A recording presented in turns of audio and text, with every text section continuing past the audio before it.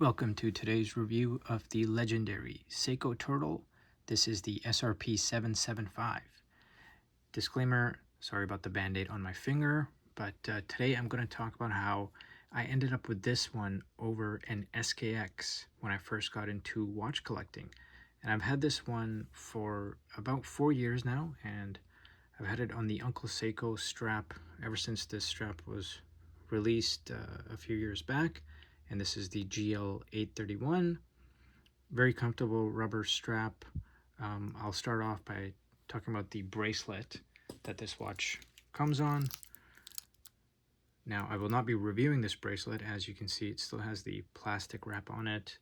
I never ended up sizing it or wearing it. I was not interested in the way it looked or this design of the bracelet in any way. But it does have solid end links, solid links, classic Seiko clasp. It's got the 4 micro adjusts. These links are held together by pin and collar, and it's got the current design on most of these Seiko divers with the polished inner links on this oyster style bracelet. So this is what it comes on. I'll put that aside. A couple of other straps that I tried. One was this chocolate bar style strap, also from Uncle Seiko. So, wore it for a while. I wasn't a huge fan. Not super pliable or high quality rubber used on these. I wasn't finding it very comfortable on the wrist. It does look kind of cool and vintage, but I just didn't like how it felt on the wrist. And honestly, it feels kind of cheap. Their GL831 is a much better quality rubber strap. Also tried it for a little while on one of these isofrane style straps made by Borealis. I'm a big fan of the Borealis straps. I've mentioned them in a few of my videos. These were fairly affordable. I think all the prices have gone up recently. I think I bought these for about $35 US. And this is a very high quality feeling strap. Super pliable rubber, feels very comfortable on the wrist, but it just didn't look right. This looks too much like a modern style of a strap, and this thing just screams vintage. So it really suited this classic look of the Seiko rubber strap that Uncle Seiko has recreated here. So we'll jump into the actual watch dimensions next. So this does have the cushion case, so you have to keep that in mind as we do the dimensions. And I usually get about 45 millimeters on the cushion case, and then the bezel itself is just over 41. So again, wears nothing like a 45, wears much closer to a 40, 42-ish, maybe 41. Anyways, the thickness, 13, just under 13 millimeters. Lug to lug is nice and compact, and it comes in just around 45.5. And of course, it's got the 22 millimeter lug width. So dimensions might be a bit misleading. It does wear well on the wrist, and I'll cover that in a wrist shot towards the end to show you how it looks on my 6.5-inch wrists. But we'll talk about the case next, which is the reason I bought this watch, was this classic turtle style case. Coming new into the watch collecting game probably about 5-6 years ago now. This was one of those watches that really stood out to me, along with the SKX, of course. And I ended up buying an SKX, and I'll give you 4 reasons why I traded for a turtle. But before I do that, let's just talk about what the case looks like and the details. So it's got circular brushing all along the top of the case. They go from the top of the lugs all the way around the case on that cushion to the other side of the case. All polished on top. There's only the notches where the crown guard is are polished on top. Otherwise, the polishing is here on the side where the case slopes down towards the case back is where you see some polishing. And of course, it's got the drilled lugs for nice easy strap changes, which I did many of.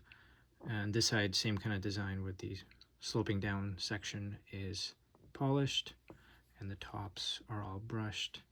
And while we're here, we've got the screw down crown, and it's got kind of a knurled finish, and of course it's unsigned. And while we're back here, we'll just have a look at the case back. It's got the classic Seiko Tsunami logo in the middle. It says Air Divers 200 meters, Seiko stainless steel, Prospects logo, movement number, and made in Japan. This is running the 4R36 movement, and it is highly inaccurate. A couple of times that I've measured it, it's been between plus 20 to plus 29 seconds per day. So you're not buying this for accuracy, and I have not even attempted to have it regulated, and nor will I be doing that. So moving back on to the front of the watch. So what are we looking at here? We've got the gilt design on this one. So the gold printing on the bezel insert. In my opinion, it's a bit too sharp. It pops a little bit too much. It's a bit too bright.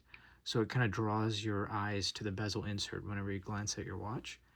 Really wish Seiko would have toned it down a little bit, made the printing like a duller shade of gold. I think that would have looked better. Tons of aftermarket mods available for this, so you can easily swap out your bezel insert. I have never modded this one, not yet at least. But yeah, gold printing with that classic Seiko design. It's got the loom pip embedded in the triangle at 12 o'clock, which is always nice because it keeps it secure. The bezel itself is polished.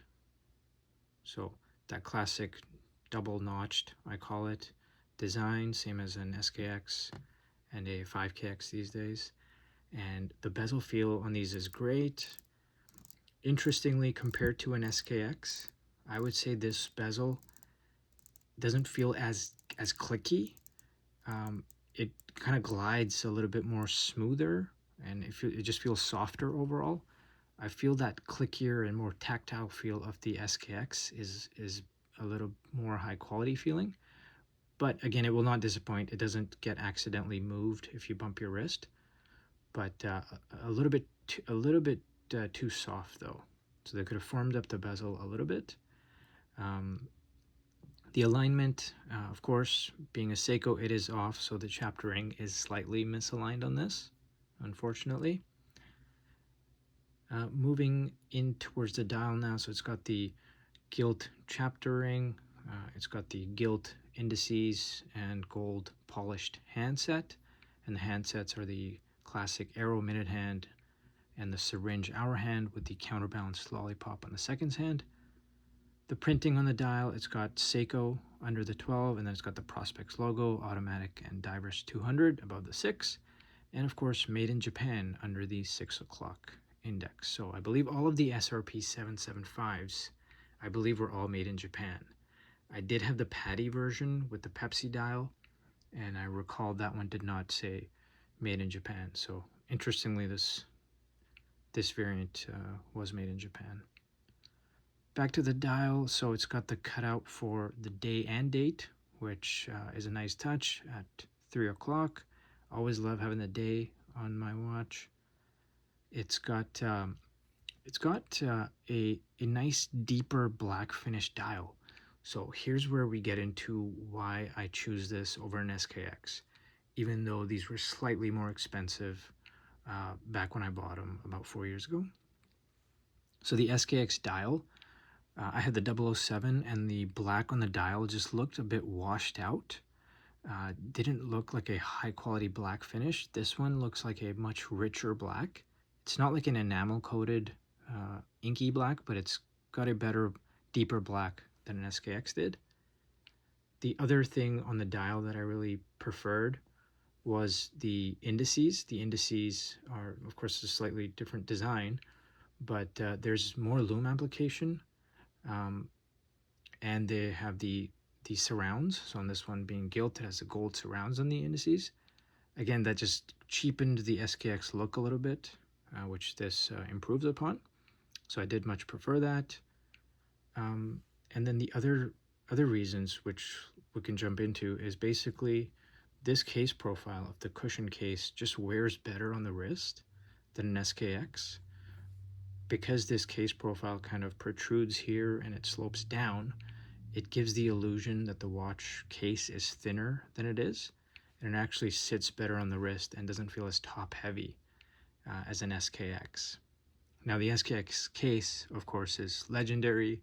I think it's a great looking case, but I think this improves upon that same design. Not that it's intended to do that, but compared to the two, I think this is an improvement, at least in my opinion. And lastly was the movement was the other reason I preferred this. The power reserve on my SKX just did not live up to the advertised numbers, and it would die on me overnight sometimes. Probably had to send it in to get it adjusted, but this one, of course, is the 4R35, and it has had no issues with the power reserves. Of course, it never dies on me overnight. After a full day's use, of course, is what I'm referring to. So again, the 4 reasons I would pick this over an SKX or a 5KX being the dial finish itself, the case profile, the movement, and the loom. The loom application is better on this one. Now, what else can we talk about here? So the only thing I kind of dislike is that polished finish on the bezel. Not a huge fan of this polished finish. I know the newer ones have now got I believe it's a circular brushed finish on the bezel itself. I think that looks better. They've also got sapphire crystals, and I think some have the date magnifiers also, and there's tons of limited editions or special editions with pretty cool dials. But I think I still go back to this vintage of the turtles where they didn't have the sapphire or the upgraded bezel, but they just had that classic simple look with the simple plain black dials. And of course, these were cheaper. Let's face it, these were just much cheaper. But then again, the cost of everything seems to have gone up. So Seiko has definitely gone up market and in some cases unjustifiably increased their pricing. So this one, yeah, it was one of my first divers that I was introduced to, and I still go back to it once in a while. Doesn't get a ton of wrist time anymore, but it is a big watch. There's no way around it. It weighs about 95 grams on this strap, and let me just move it out of the way here to put it on. And it weighs the bracelet itself. I haven't sized it, but the bracelet itself also weighs about 95 to 100 grams. And here it is on my 6.5-inch wrist. So as you can see, it wears pretty good due to the short lug to lug and that design of the cushion case. And as you can see, it just looks thinner and doesn't sit as tall as the SKX. And of course you can see because of the strap changes and bracelet changes, removal of the bracelet, it does scratch up the inside of the lugs, which is polished. So let me just take this off. So if you're in the market for a SKX or 5KX, I would highly recommend looking into one of these turtles. Got that classic Seiko look, tons of aftermarket mods available, lots of bracelet and strap options, of course, with the 22mm lug width, but also some Uncle Seiko bracelets available for this, and some strap code bracelets available for these. So that was my review. Hopefully you found it helpful. If you did enjoy it, please do hit the like button and subscribe to my channel for more reviews. Thank you.